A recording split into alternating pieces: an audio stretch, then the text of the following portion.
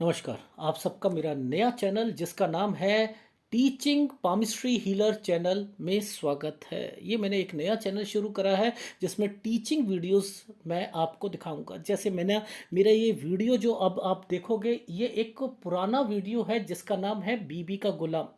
ठीक है। अब ये वाले चैनल पर आप पुराने वीडियोस देखोगे और नए वीडियोस देखोगे, लेकिन प्योरली टीचिंग से रिलेटेड रहेगा। ठीक है। तो शुरू कर रहा हूं, और अगर अच्छा लगे तो लाइक ज़रूर कीजिएगा। नमस्कार। आप सबका मेरा यूट्यूब चैनल पामिस्ट्री हीलर में स्वागत है। आज टीचिंग पामिस्ट्री के अंदर मैं आप लोगों को ये समझाऊंगा कि जैसे हर कोई पाम रीडर बनना चाहता है। सबके दिलो दिमाग में होता है कि 4-5 लाइनें देखी और उसको बोलना शुरू कर दिया और कुछ चीज़ों को रट लिया और आपको सारी चीज़ें पता लग गई। ऐसा नहीं होता है।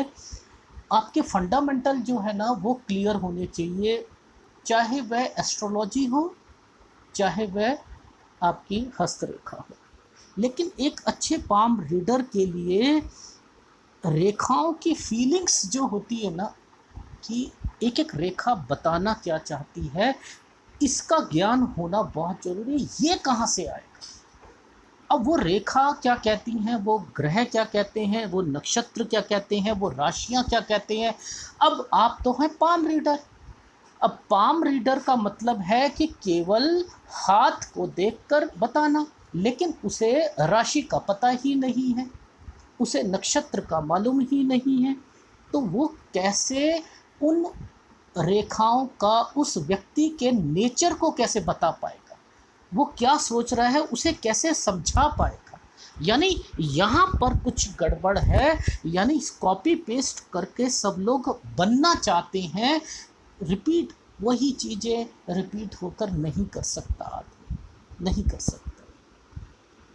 देखो, सबसे पहले कोई व्यक्ति आपसे यही पूछ ले कि सर मेरी राशि ये है, और इस राशि के हिसाब से कुछ बता सकते हैं, मेरा जन्म ये है और मेरी राशि ये है। तो आप कंप्यूटर पे सबसे पहले कुंडली को लोगे तो सब कुछ निकाल के दिखाओगे, ऐसे करोगे? नहीं, ऐसे नहीं करते। तो उसके फंडामेंटल आज मैं आपके सामने रखना चाहता हूँ कि मैं लगातार 10 घंटे 12 घंटे कैसे बोल सकता हूँ किसी एक हाथ के बारे में। तो यानी अगर आपको वो ज्ञान है तो वो ज्ञान लगातार बोलते रहो, नॉन स्टॉप, आपको कोई दिक्कत भी नहीं आएगी, नहीं आएगी।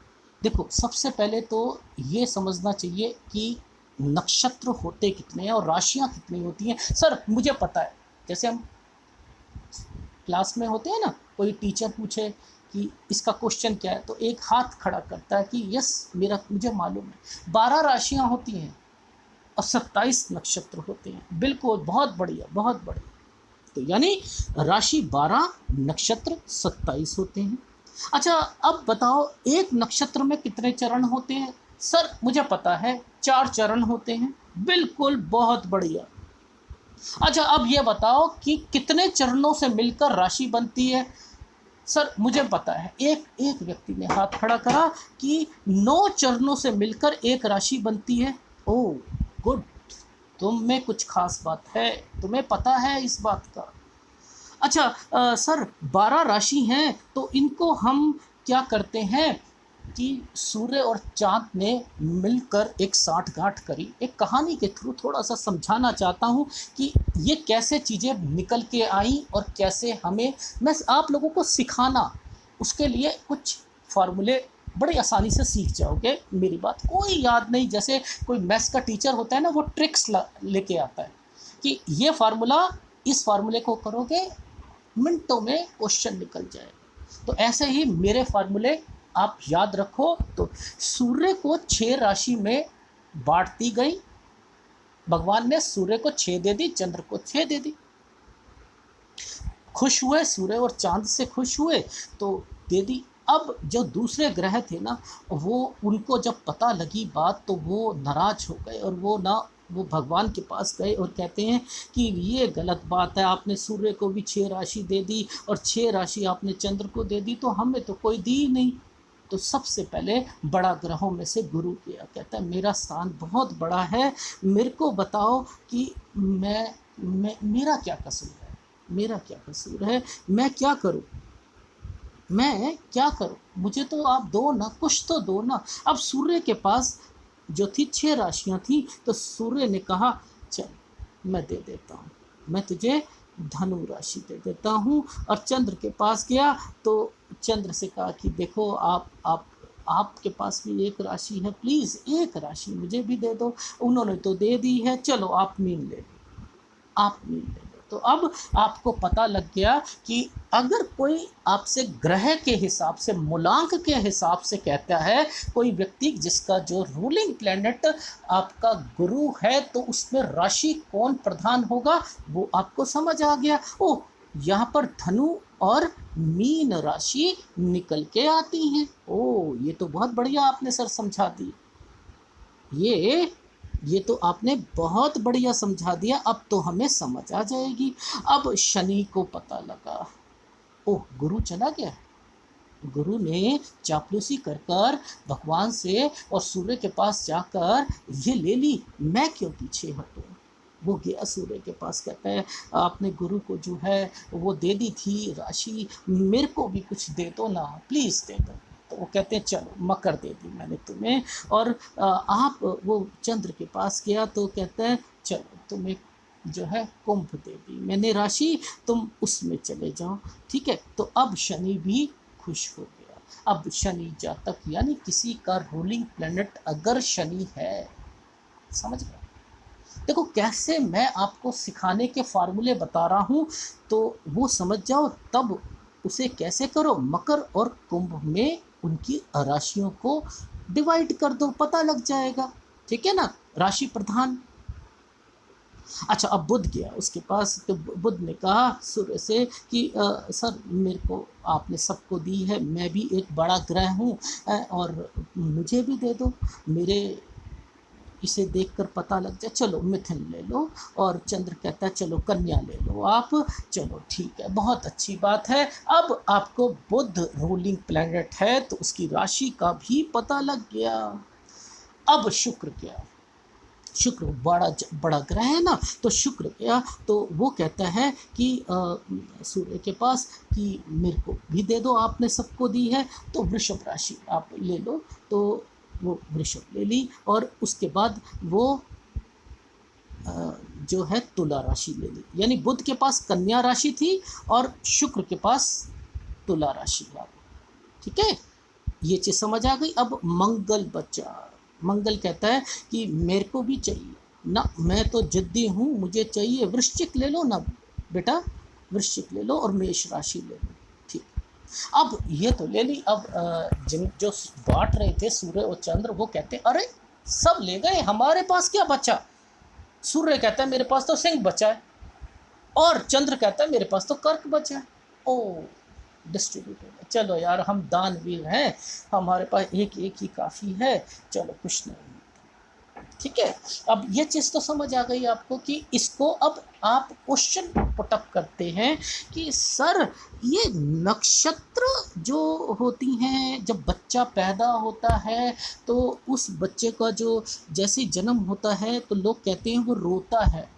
आपको पता है जब बच्चा पैदा होता है ना, तो क्या होता है कि जैसा ही बच्चा पैदा होता है तो 2 किरणें जो होती हैं ना, वो उसके ये सिर है बच्चे का, इस सिर पर 2 किरणें लगातार ऐसे घुसती हैं, ऐसे घुसती हैं कि इतनी तेजी से उसे सुई की तरीके से दर्द होती है, एक नक्षत्र की और एक राशि की किरण, एक नक्षत्र की और एक राशि की, और वो जाकर फैल जाती है, वो फैल जाती है, ठीक है। अब नक्षत्र करता क्या है और ग्रह क्या करता है, पहले इसमें भी कंफ्यूजन है। तो आप सुनो, नक्षत्र हमेशा मानसिक चीज़ों पर चलता है और ग्रह हमेशा शारीरिक चीज़ों पर चलता है। ओह गुड, आपने बहुत बढ़िया बता दिया, यानी नक्षत्र जो चीज़ें हैं वो हमारी मानसिक चीज़ों पे आएगी। अब मानसिक पे आएगी तो अब नक्षत्र को भी समझना बहुत पड़ी। अब भाई अब नक्षत्र है तो अब मान के चलो कितने नक्षत्र होते हैं, तो अब उन नक्षत्र को अगर मैं एक आध एग्जांपल से समझाता हूँ आपको कि कैसे ज्ञान को बढ़ाया जाता है। अश्वनी नक्षत्र को ले लेते हैं। अब अश्वनी नक्षत्र को लेते हैं तो इसकी राशि क्या है, राशि प्रधान क्या है? सर अभी आपने बताया था वो मंगल था, मंगल था, मंगल मंगल था। अब इसमें मंगल और केतु को डाल दो, यानी ये स्थान और केतु के स्थान को डाल दो अश्वनी नक्षत्र के लिए, ठीक है। तो आप यहाँ पर सबसे पहले कैसे कैसे पूछोगे, कैसे कैसे पूछोगे, पहले तो ये पता होना चाहिए ना हमें, क्या हम इसमें क्या क्या पूछ सकते हैं, क्या बता सकते हैं। सर मंगल के लिए, तो मंगल के लिए हम क्या पूछें उससे, या केतु के लिए, केतु से शुरू करो सर। नहीं सर पहले मंगल को बता दो। देखो आप अनुशासन प्रिय हो या नहीं हो, सर अनुशासन तो सब में ही होता है, मेरे में भी है। नहीं नहीं, मैं आपको थोड़ा सा बताता हूँ। आप 4 बजे 5 बजे अगर उठना हो तो अलार्म की ज़रूरत नहीं होती आपको। हाँ ये बहुत अच्छी बात बताई। हाँ मैं मेरे पास मेरे और अपना अनुशासन जो है दूसरों पे भी चलाते हैं कि अगर आप अगर किसी चीज़ के लिए बाध्य हो तो दूसरे को भी कहोगे तुम भी यही काम करो, नहीं करना पड़ेगा, तुम्हें करना पड़ेगा। तो हाँ सर मैं करता तो हूँ, मेरी बीवी मेरे से नाराज़ तो रहती है, माँ भी मेरे से नाराज़ रहती है और लड़ाई भी होती है इस चक्कर में। हाँ अच्छी बात है। अच्छा बचपन में से लेकिन मैथ्स आपका कैलकुलेशन अच्छी थी, मैथ्स में इंटरेस्ट था, गणित में? जी बिल्कुल मेरी रुचि इसमें थी। खेल कूद में आप आगे रहते थे ना? हाँ सर मैं बिल्कुल ठीक बोला। और अगर आप किसी मेल को कहो, अच्छा आपके अंदर क्या एक ऐसी फीलिंग है कि शेव जो है वो हर रोज़ बनाते हो, आपको लुक वाइज अच्छा लगता है कि आपको अच्छा नहीं लगता थोड़ी थोड़ी दाढ़ी आ जाए आपकी ना? हाँ बिल्कुल ठीक कहते हो। अच्छा रोग में आपको कभी कब्ज़ रहती है, कभी ज़्यादा खा लेते हो तो फ़ौरन आपको मोशन की प्रॉब्लम आ जाती है, या बवासीर की आ जाती है, आ जाती है कुछ? हाँ सब आ जाता है। आपके अंदर ऐसी फीलिंग है कि क्या आप जब तक कोई आपको बुलाएगा नहीं आप जाओगे नहीं? हाँ मेरे अंदर सर, मेरे अंदर अहम की भावना बहुत है। मैं नहीं खेलने जाऊंगा, मैं छोटा बच्चा हूँ, पर जब तक मेरा दोस्त मुझे बुलाने नहीं आता मैं जाता नहीं हूँ। अच्छा अच्छा अच्छा अच्छा। और अगर आपके अंदर काम करने की क्षमता है और अगर किसी ने ऐसा काम दे दिया जब आपको दूर से ही पता लग गया ये नहीं कर सकता, साफ मना कर देते हो? बिल्कुल सर मैं बिल्कुल मना कर देता हूँ। देखो मैं एग्जाम्पल बताकर आपको बता रहा हूँ आप अच्छे पाम रीडर कैसे बन सकते हो, मैं वो बताने की कोशिश कर रहा हूँ। अब इसी अश्वनी नक्षत्र में केतु को भी डाल दिया गया है, तो अब केतु जातक को सबसे पहले गर्मी ज़्यादा लगती है।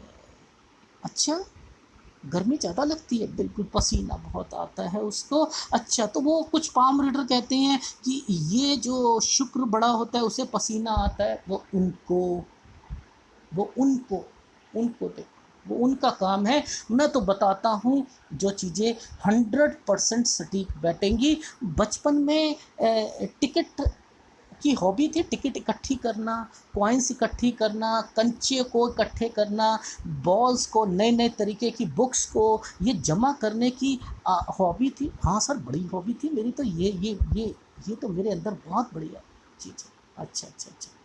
अच्छा जो भी कोई बड़ा होता है, चाहे पिता हो, माता हो, दादी हो, दादा हो, भाई हो, रिश्तेदार हो, कोई भी हो, आप उनको उनकी रिस्पेक्ट करके उनको सेवा करना चाहते हो। हाँ हाँ हाँ हाँ सर पता नहीं क्यों मेरे अंदर एक भावना आती है कि मैं करूँगा। अच्छा भक्ति तो आपके अंदर है, पर लेकिन काम के प्रति भक्ति ज़्यादा है, अपने बिजनेस के प्रति आप डेडिकेशन ज़्यादा लगाते हो, जॉब के प्रति। और हाँ सर बिल्कुल यात्रा करने का बहुत शौक़ होता है ना आपको? हाँ बिल्कुल होता है। अच्छा पूजा और मंदिर में आप जो है जाना तो चाहते हो, पर लेकिन जब देखते हो नवरात्रे आ रहे हैं या कुछ बहुत ज़्यादा भीड़ होती है तो मन करता है यार अभी नहीं जाऊंगा, यार इतनी भीड़ में मैं जा नहीं सकता। पर लेकिन जब ये भीड़ कम हो जाएगी उस दिन चलेंगे, बीच वाले दिन चलते हैं, वैसे नहीं चलेंगे, बहुत लास्ट वाले में तो बहुत दिक्कत होती है। तो ये क्या है, आप अपने जिस मंदिर, गुरुद्वारे, चाहे कहीं पर भी जब कोई ज़्यादा भीड़ होगी वहाँ से बचना चाहेगा, लेकिन पूजा पाठ इसमें ध्यान ज़्यादा रहता है। और और क्या रहता है, अगर सपोज़ आप कहीं इंतज़ार कर रहे हो, बस स्टैंड पे खड़े हो, कहीं खड़े हो और बस ही नहीं आ रही है, मैं समझ मान के चलो, तो आपने देखा 15 मिनट 10 मिनट आपने खड़े रहे, तो आप अपने हाथ की उंगलियों को चटकाना शुरू कर दोगे, आप नाखून काटना शुरू कर दोगे, क्षमता जो है आपकी डाउन होती रहेगी, इधर उधर फिरना शुरू कर दोगे मोबाइल पकड़ के, यार पता नहीं क्या, यार आ ही नहीं रही बस, यार पता नहीं चक्कर क्या है, और कोसना शुरू कर दोगे। हाँ सर, ये तो ज़रूर होता है, ये तो ज़रूर होता है। अच्छा एक बात बताओ, क्या जब गुस्सा आता है तो एक एक घंटे तक गुस्सा शांत ही नहीं होता, 2 2 घंटे तक नहीं होता, और जब शांत होता है तो सबको माफ़ कर देते हो, भूल जाते हो कि गुस्सा भी किया था, चाहे उसमें शत्रु ही क्यों ना हो। सर बिल्कुल ठीक कह रहे हो, बिल्कुल ठीक कह रहे हो। अच्छा, किसी की मतलब आप कहने का भाव ये है कि किसी की पेट पे लात नहीं मारते, वहीं तक लात मारते हैं जहाँ तक वो सह ले। हाँ। अच्छा एक बात बताना, अंदर बहुत इच्छाएं जागृत होती हैं, कभी आपका मन करा है कि किसी को शेयर कर दूं मैं अपनी बात? नहीं सर, मैं अपनी माँ को भी नहीं करता, बाप को भी नहीं करता, बहन को भी नहीं करता, दोस्तों को भी नहीं करता, छुपा के। गुप्त स्वभाव रखते हो? हाँ, गुप्त स्वभाव रखता हूँ मैं। पर लेकिन अपने इच्छाओं के प्रति प्रयत्नशील ज़रूर रहती हो? हाँ, जल्दी बिल्कुल रहता हूँ। अच्छा, खाना जल्दी जल्दी खाते हो क्या? हाँ, मैं जल्दी जल्दी खाता हूँ। अब मैं ये क्या कह रहा हूँ, ये केतु जातक है, इस केतु जातक में आपने देखा कि यहाँ पर कौन सा आपका नक्षत्र के बाद अश्वनी करा था, अभी तो भरनी नक्षत्र के बारे में बाद में बता। मैं तो एक आपको ये बता रहा हूँ कि किस ग्रह का भरने किसका नक्षत्र किसका होता है, वो शुक्र का होता है, तो वो शुक्र के बारे में फिर वो बताना शुरू कर। लेकिन इससे पहले अभी आपको ये जानना जरूरी है कि हर ग्रह के गुण कौन से होते हैं। सर जैसे हमें तो यहाँ पर जितने भी पाम रीडर हैं वो ये कहते हैं, ये जो गुरु कारक होता है ये अगर डिस्टर्ब पति पत्नी के लिए होता है, ये गौरव के लिए होता है। मेरे से पूछो ना, आप पामिस्ट्री हीलर से पूछो, वो बताएगा। आप लिखो, डायरी में लिखो, सारी चीज़ें देखो। आप नॉन स्टॉप व्यक्ति कैसे बोल सकता है, सामने वाले को कैसे इम्प्रेस कर सकता है, ये कला तो आपके अंदर आनी चाहिए ना। तो गुरु के अंदर भक्ति का गुण होता है, क्योंकि यहाँ पर गुरु भक्ति को भी आके लेके जाता है, गुरु वलय भी बनता है, उसमें आत्म गौरव को प्रदान करवाता है, गर्व को प्रदान करवाता है, पदवी को प्रदान करवाता है, प्रतिष्ठा देता है, अपने अधिकारों को बढ़ना सिखाता है, यानी तरक्की करना सिखाता है, सदाचार बनवाता है, और उसके बाद दान भी देता है, राजनीति में आता है, बुद्धि में चतुरता होती है, उपासना और धर्म के प्रति अपनी कट्टरता भी दिखाता है। ओह वाह, क्या बात करिए। यानी एक गुरु आपको आपके भवन का निर्माण भी करवाता है और अपने बच्चों के प्रति आपके लिए एक जिज्ञासा भी पैदा करता है, जो केतु करता है। यानी गुरु के अंदर कितने ही गुण आ गए, जिसमें परिवार आ गया, हस्बैंड वाइफ आ गए, सब आ गए, सब आ गए।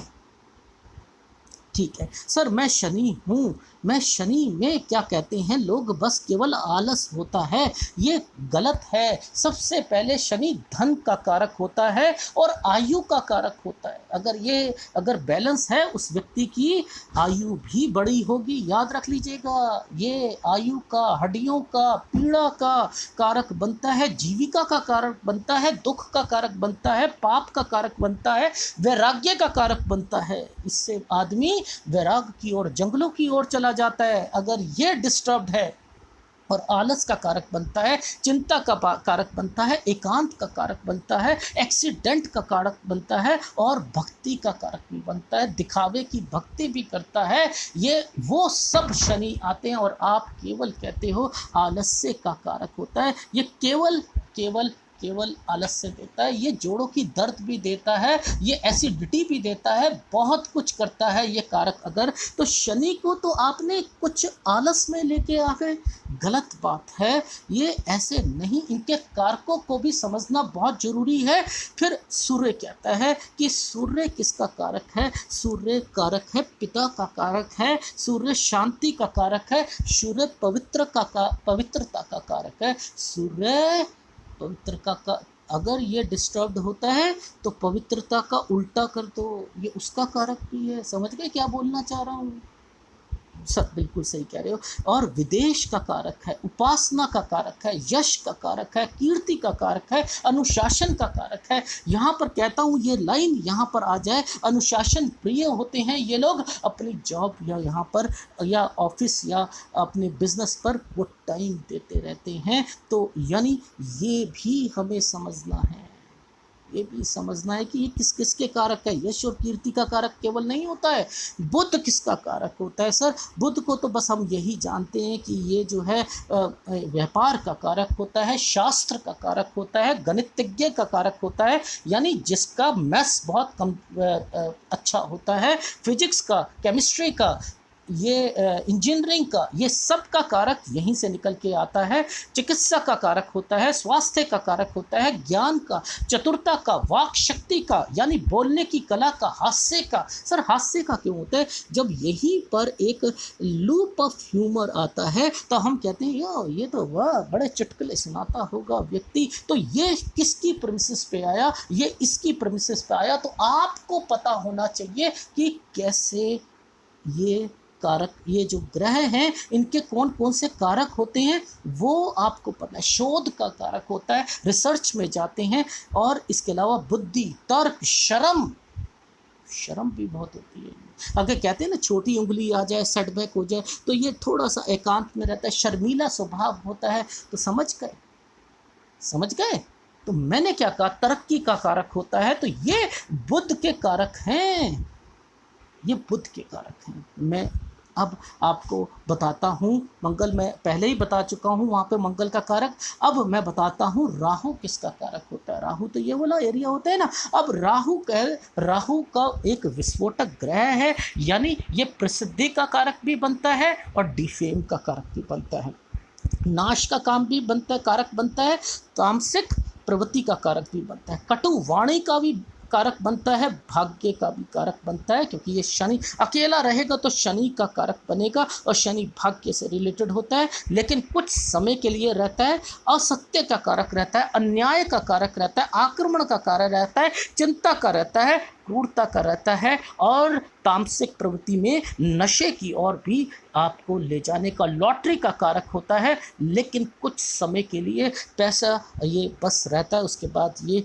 वेस्ट का कारक होता है। ये भी आप समझ लो। और अगर सिस्टमेटिक वे पर हो तो ये आईटी सेक्टर को ऊपर ले जाने का, यानी उन लोगों को ऊपर ले जाने का काम भी करता है। इलेक्ट्रॉनिक्स के लोगों जो काम करते हैं वो लोहे के कारक भी राहु के अंदर भी आते हैं, तो ये उनका भी कारक बनता है।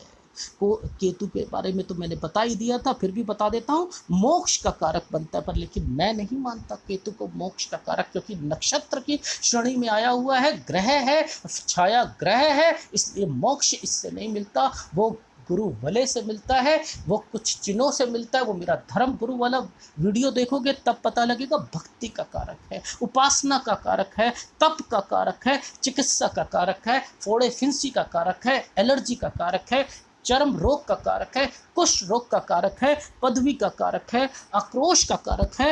ये सब उनके कारक आते हैं। तो मैं आपको क्या बताना चाह रहा हूँ कि ये चंद्र जो है वो अब चंद्र का भी मैंने आपको बता दिया कि चंद्र किसका कारक बनता है। चंद्र अगर है कोई व्यक्ति तो वो विदेश से, यात्राओं से, इसके अलावा चंद्र जो होता है वो सोच का कारक होता है। सोच में अगर कोई चिन्ह आ जाए, जैसे त्रिभुज आ जाए, तो वो उस सोच को प्रसिद्धि की ओर ले जाता है। टेंशन का कारक होता है, माँ का कारक होता है, अपने परिवार परिवार, बीवी का कारक होता है, रिश्तेदारों का, जो भी फीमेल होती है उनका कारक होता है, हेल्पिंग हैंड का कारक होता है। तो ये चंद्र कहाँ कहाँ तक आपको लेके जाता है। तो कहने का क्या भाव आ रहा है कि नॉन स्टॉप आप किसी की फीलिंग को बताना चाहते हो, तो जब तक आपको मालूम ही नहीं है कि कौन सी राशि, कौन सा नक्षत्र, कौन किस ग्रह में किसके साथ जुड़कर बैठा है, तो आप कैसे किसी को बताओगे।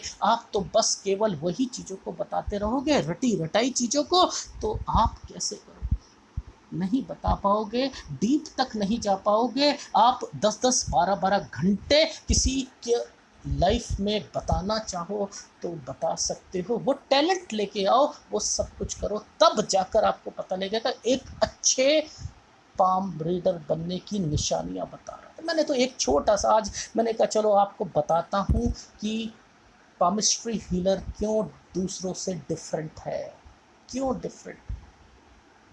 मैं कहीं रुका, कहीं कुछ हुआ, नॉन स्टॉप बताने की कोशिश करी कि ये चीज़ें आपको पता है। जब आपने देखा, किसी से पूछा कि सब वो गुण टिक टिक टिक टिक टिक टिक टिक कर रहा है, तो अब यहाँ पर ही आपने चीज़ों को अगर कोई एक रेखा यहाँ से, सपोज एक एग्जांपल बताता हूँ, केतु से निकल कर भी इस वाली रेखा पर अगर पहुँच गई और ना चाहते हुए भी वो व्यक्ति तब भी जाएगा विदेश। पता है ये वाली रेखाएं क्या कहलाती हैं, ये रेखा भी बता देगी। यहाँ त्रिभुज अगर है और यहाँ से एक रेखा निकली, विदेश जरूर जाएगा वो व्यक्ति।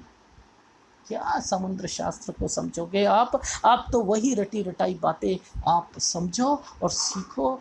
अलग सीखना चाहते हो, कुछ अलग करना चाहते हो, तो देखो अभी जो और आएगा। क्योंकि मैं तो एक एग्जाम्पल बताया, अगर मैं सब नक्षत्र के बारे में बताऊं वो फिर मैं एस्ट्रोलॉजी में आ जाऊंगा। पर लेकिन मैंने तो आपको बताया कि ज्ञान है तो बताओ ना कि हाँ ये है। ये मैं क्यों मूलांक मंगवाता हूँ, मैं डेट ऑफ बर्थ क्यों मंगवाता हूँ। किसी ने मुझे क्वेश्चन पुटअप करा था कि सर आप कुंडली देखते हो, नहीं इतने सटीक बातें कैसे बताते हो कुंडली देखकर। नहीं, मुझे मूलांक से मुझे ये पता लग जाता है कि इसका मूलांक कौन है, रूलिंग प्लैनेट कौन है, इसका नक्षत्र क्या चल रहा है, कौन से नक्षत्र में पैदा हुआ है और कौन सी राशि है इसकी, और उसके हिसाब से मैं उसको बता देता हूँ। है बढ़िया चीज़। तो सीखो, समझो, डायरी बनाओ और उस पर लिखो। और आगे ऐसे वीडियो लेके आऊँगा, सब कुछ समझाऊँगा, स्टेप बाय स्टेप समझते रहिए। धन्यवाद। और अगर अच्छा लगे तो प्लीज़ कमेंट जरूर कीजिएगा। धन्यवाद।